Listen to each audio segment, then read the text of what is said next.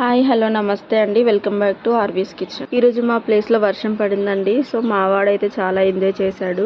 అయితే వర్షంలో ఏదైనా వేడివేడిగా చేస్తే బాగుంటుందని ఆలు బజ్జీ చేశానండి. సో ఈ ఆలు బజ్జీ ఎలా చేశానో చూద్దాం రండి. ముందుగా ఒక గిన్నె తీసుకొని దాంట్లో 1 కప్పు వరకు శనగపిండి వేసుకోవాలి. తర్వాత 1/2 కప్పు వరకు బియ్యం పిండి, అలాగే టేస్ట్కి తగినంత సాల్ట్, 1 టేబుల్ స్పూన్ కారం, అలాగే 1/2 టీ స్పూన్ బేకింగ్ సోడా వేసుకొని కొద్దిగా వాటర్ యాడ్ చేసుకొని ఈ కన్సిస్టెన్సీ వచ్చేంత వరకు కలుపుకోవాలి. తర్వాత 2 ఆలు తీసుకొని వాటిని బాగా వాష్ చేసుకొని ఇలా లేయర్స్ లాగా కట్ చేసి పెట్టుకున్నానండి. అదేంటి ఆలు బజ్జీ మాకు చేయడం రాదా అని మీరు అనుకోవచ్చు, బట్ నా స్టైల్లో నేను చెప్తున్నాను. సో ఇప్పుడు ఒక ప్యాన్లో డీప్ ఫ్రైకి సరిపడంత ఆయిల్ తీసుకొని ఈ ఆలు స్లైసెస్ని పిండిలో డిప్ చేసి ఇలా ఆయిల్లో వేసుకోవాలండి. ఇలా గోల్డెన్ కలర్ వచ్చాక తీసి సర్వ్ చేసుకోవాలి.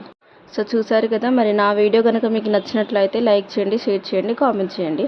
మరిన్ని వీడియోల కోసం నా ఛానల్ని సబ్స్క్రైబ్ చేయండి. Thank you.